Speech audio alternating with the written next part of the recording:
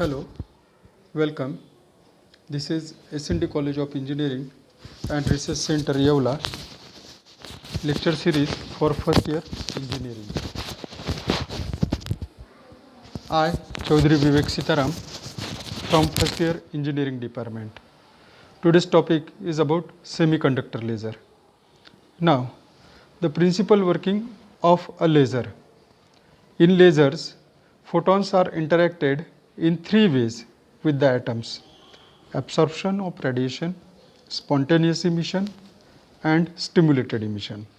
In every laser, there are these three basic properties, and another one is population inversion: absorption of radiation, spontaneous emission, stimulated emission, and population inversion.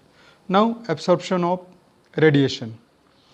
Absorption of radiation is the process by which electron in the ground state absorbs energy from photons to jump into the higher energy level. Means what happens whenever we want to in lasing action, we are giving external energy, that is pump energy.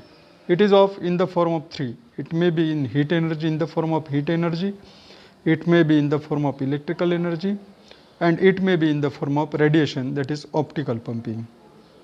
So in semiconductor laser, so there is a semiconductor, that is electrical pumping is utilized. So when electrons from the outermost orbit are absorb this energy, external energy, and jumps into the higher energy level.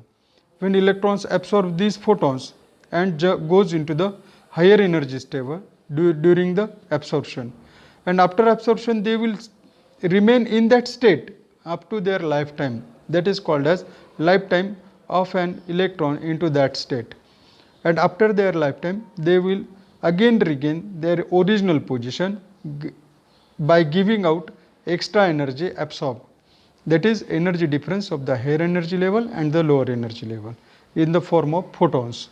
And so this is the absorption of radiation. When absorption of radiation is there, when that excited photon jumps from a higher energy level to the lower energy level, giving out the photon, that is called as the spontaneous emission. And this spontaneous emission is responsible, stimulates the other excited electrons in the higher energy level. We are getting the stimulated emission, and the lifetime of electrons in the excited state may be a maximum up to 10 to the power minus 8 seconds. Now, stimulated emission. When the excited state we are giving energy due to external energy, the electron jumps into the higher energy level and goes into the excited state, and when at that time the external photon is allowed to bombard on that electron, then that electron jumps from its higher energy level to the lower energy level, giving out photon. So we have now two photons, one is incident photon and one is photon is generated due to de-excitation of an electron, and the both photons are having the same wavelength, same frequency, same phase and same direction. As so the stimulated emission is having the same direction, same wavelength, same frequency and same phase as that of the incident spontaneous emission. Now let us see this diagram. In this diagram we will observe about the mechanism, that is in between these two mirrors there is a lasing material. So it may be semiconductor or gas or dye or any material. Now for basic action what will happen? Due to pumping, pump is continuously going on. So when there is a pumping action, the initial electrons in the lower energy level jumps into the higher energy level and giving out the spontaneous emission, So but in these lasers, in all lasers, there are two mirrors. One is rear mirror and one is front mirror. Rear mirror is having 100% reflectivity and front mirror is having 99.9% reflectivity. So the lights is back reflected and it oscillates to and forth in the lasing medium. So spontaneous light generated due to spontaneous emission goes on increasing continuously, bouncing back and forth, and it stimulates the stimulated emission.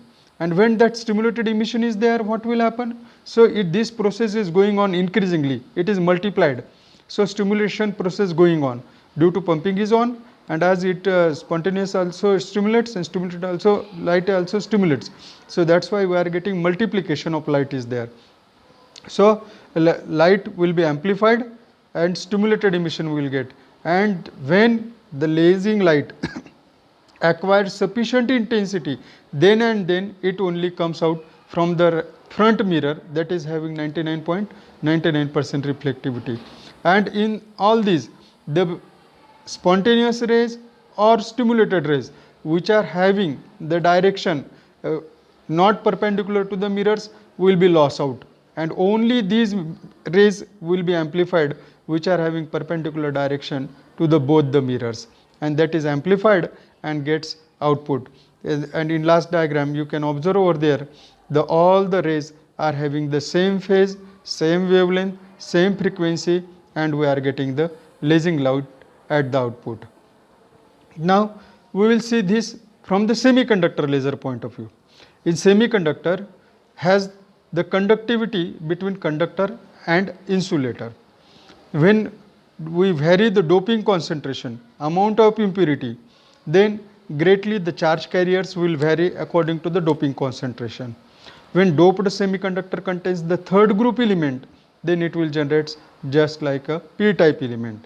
And when it is doped with fifth group element from the periodic table, that is there is an excess of electron, that's why it is called as a n-type material.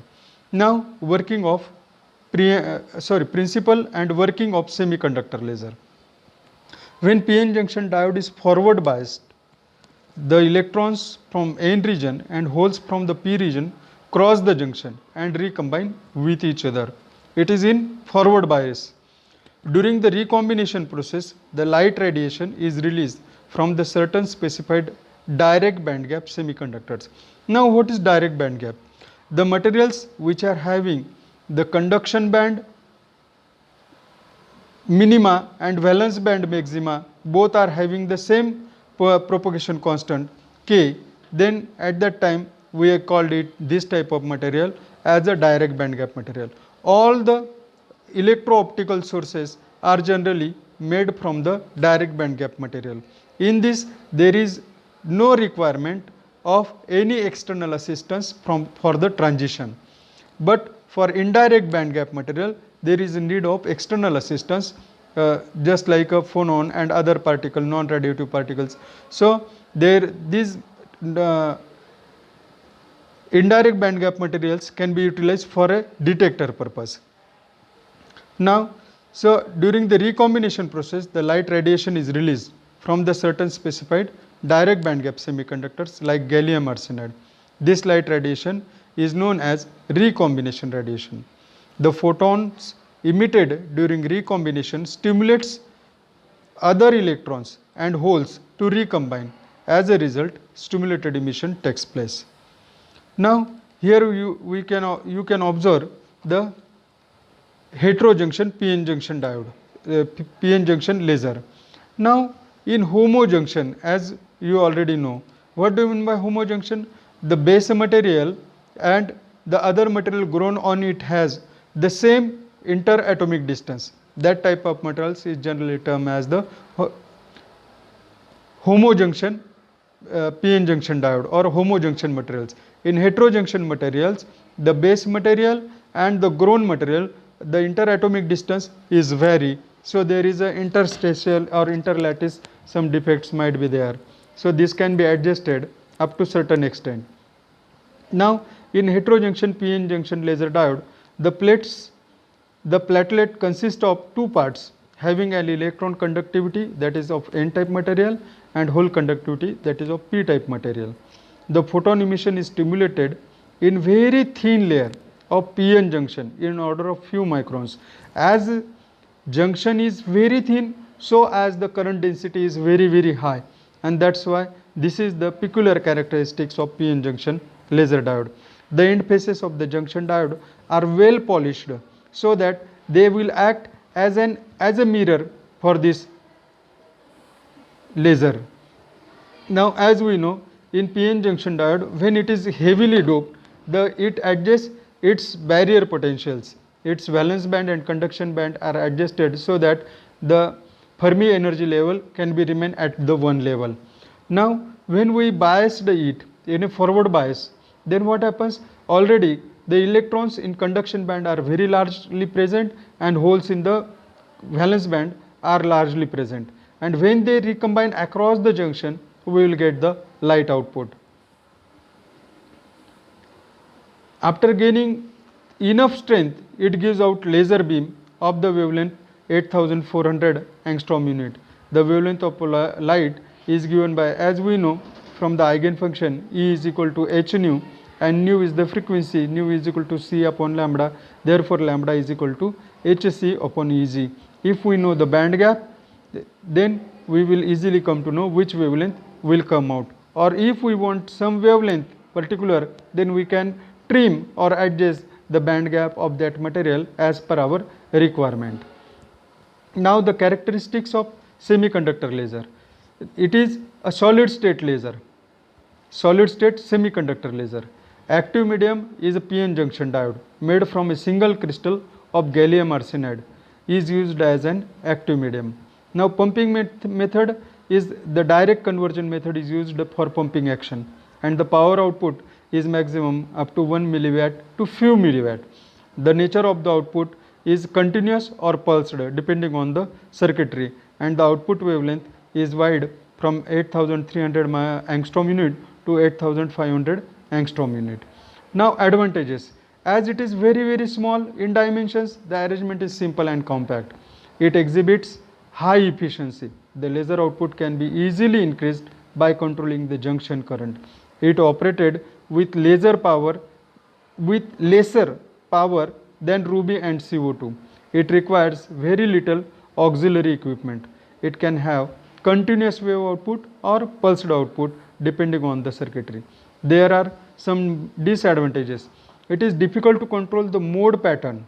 The mode of the laser pattern cannot be controlled easily. The output is usually from 5 degree to 15 degree, so it is having large divergence. The purity and monochromaticity are the power than other types of lasers. Threshold current density is very large, 400 angstrom per millimeter square. As the junction thickness is very small, it has poor coherence and stability. And the last, applications. It is widely used in fiber optic communication. It is used to heal the wounds by infrared radiation. It is also used as a painkiller. It is used in laser printers and CD writing and many more.